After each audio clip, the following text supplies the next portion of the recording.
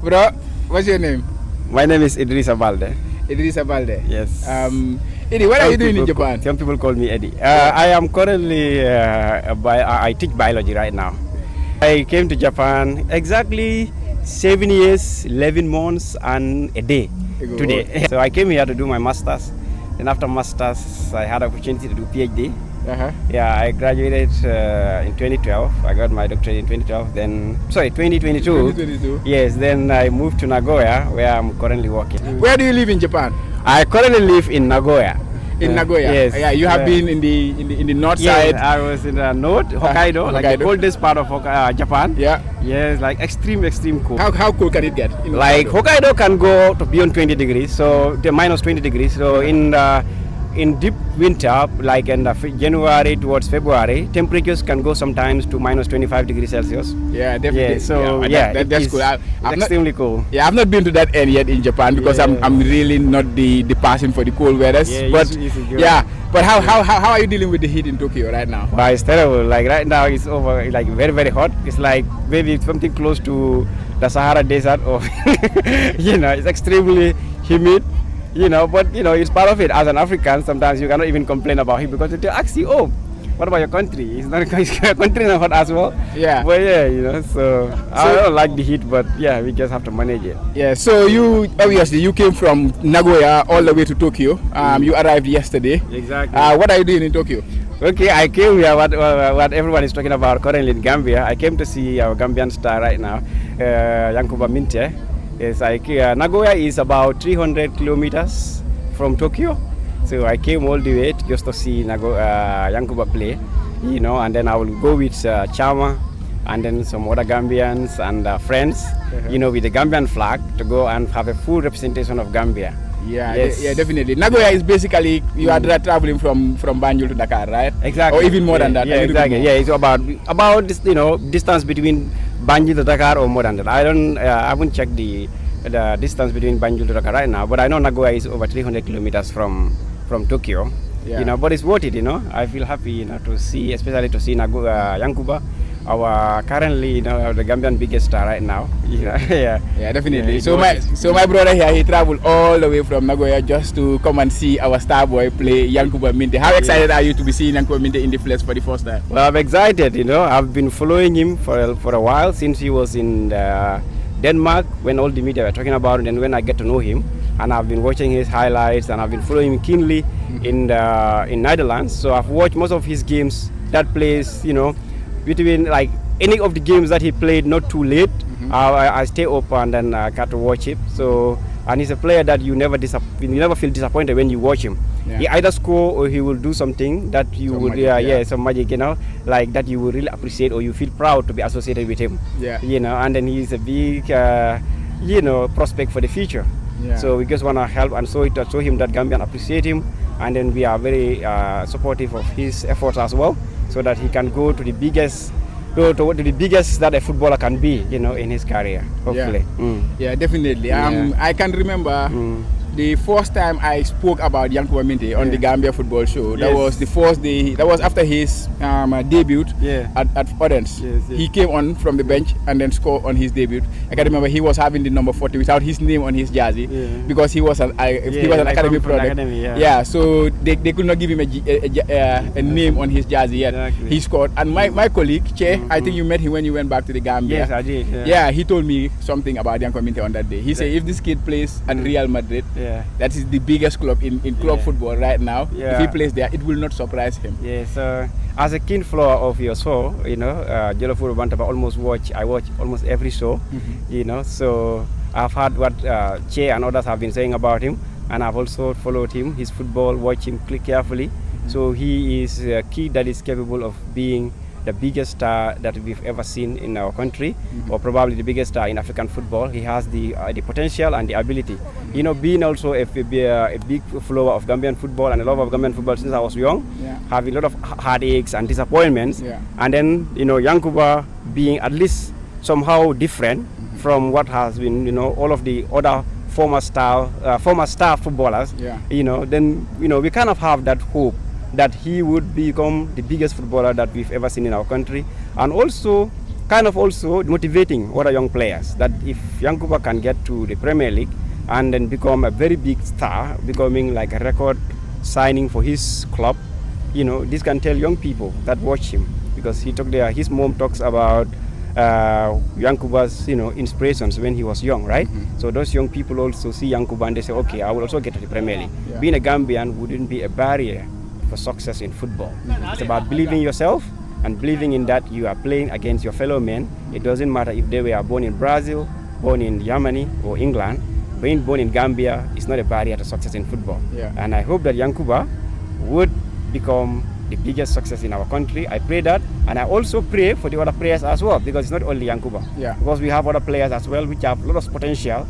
I'm also counting on in Gambian football because we don't discriminate. But as fans, we tend to be drawn to the player that is producing the biggest results. We have other big star players that are doing very well for the national team and their respective clubs. So we hope that they would also, be inspired by Yankuba, or also they would, double up their efforts and compete with Yankuba in terms of producing better results. Definitely. Because as Gambians, you want to see someone that will put our names there, right? And then if imagine if Yankuba breaks through in the Premier League and become a top player, so this will draw many scouts, many managers to trust Gambian talent. And give Gambian talents a chance. Definitely. This is what I say actually.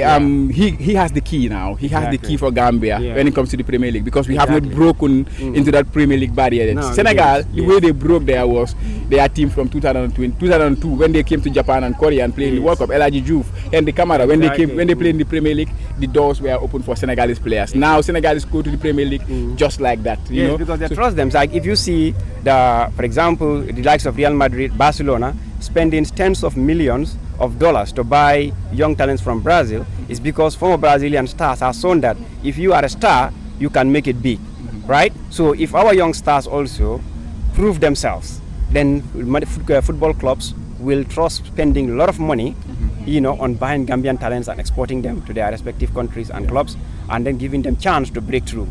So they will kind of like, it will elevate the standing of Gambian football, because right now though our ranking is very low, in FIFA ranking is too low, but then we have believed that in the next few years, some of these youngsters, either coming the ones that are just the former under-20 players, the likes of Bojang, and others, they will also break through and become very big stars, in the big leagues across Europe. You mentioned about Bojang. You mentioned about our ranking.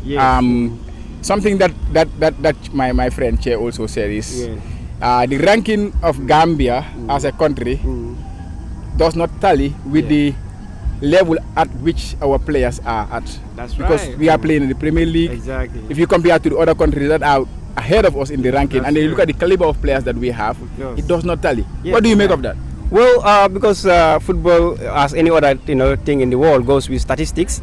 So our last 5 games we are bad. We had very bad results, like especially losing to Burundi, and also we lost also to other teams. For example, our loss to Gabon recently, and also before that.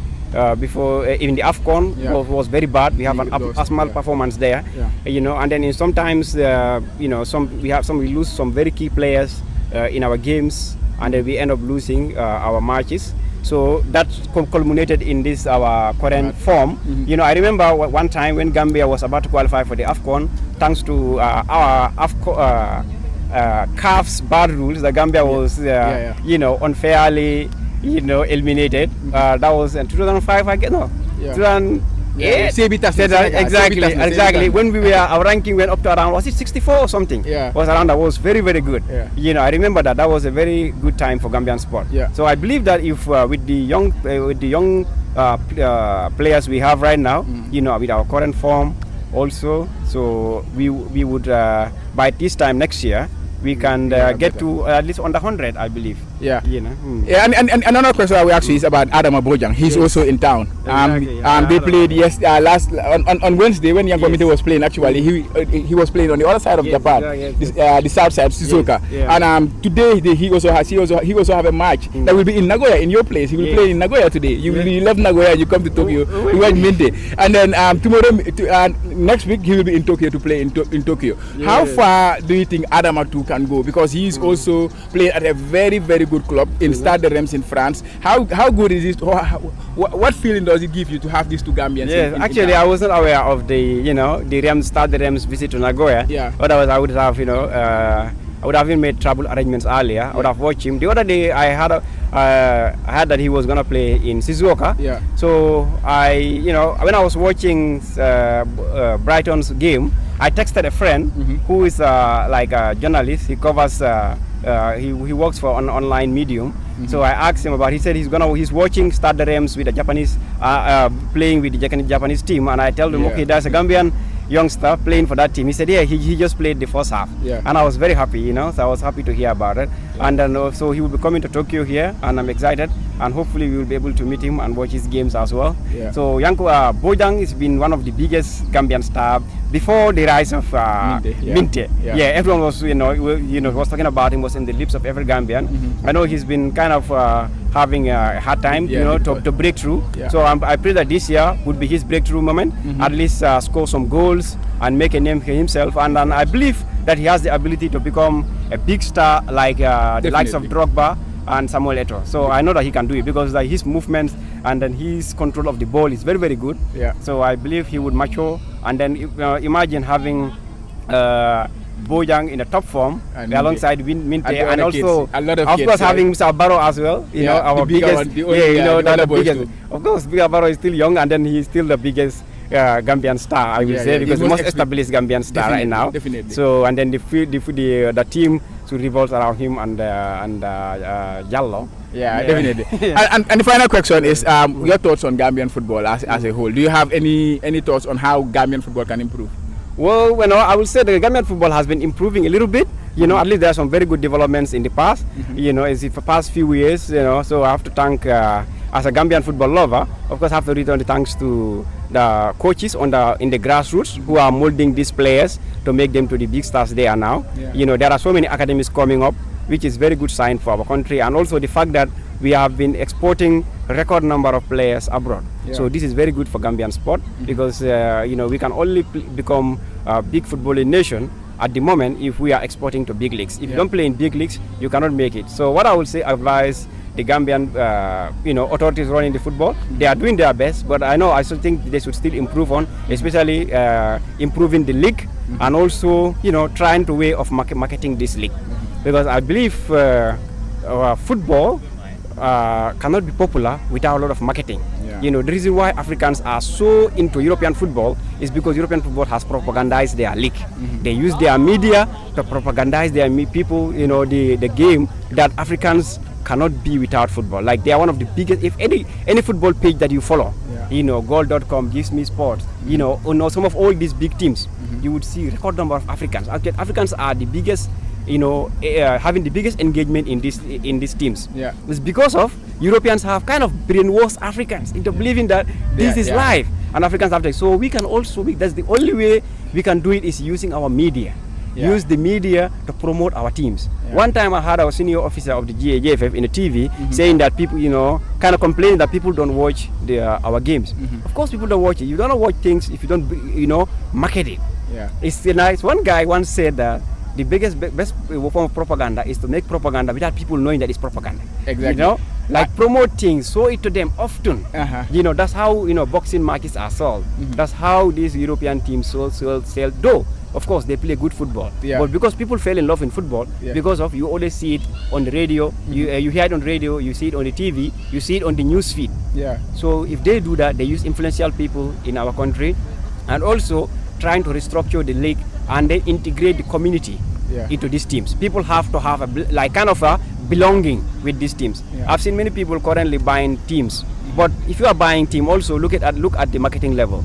Try to buy a team and make sure that team has a community relationship. Yeah. If people, for example, let's say Birkama United, I remember the days that they were coming into the JFF League, they were very popular with the community. I'm sure they are still, but then it wasn't, I don't think it was like this. I remember Jam City as well, one time they were kind of like that. So you have to bring the community alongside with this team, and the people feel belonging in it. Definitely. In other countries around, like in Japan here, if you go to Tokyo, Valley, you see most people go there to watch. To watch. In Hokkaido, where I used to live, people travel like hundreds of kilometers to come and watch the game because they kind of feel that it is theirs. They belong with it. So people have to do this, have to establish a relationship between the teams and the people, so that people will be watching these games, and then also the teams will collect revenue, and then the players will be earning a decent living. Exactly. Because we cannot just be saying that our only aim is to play and export to Europe. Not everyone can go to Europe, but at least if you are playing to Gambia, you should also have a decent living with it.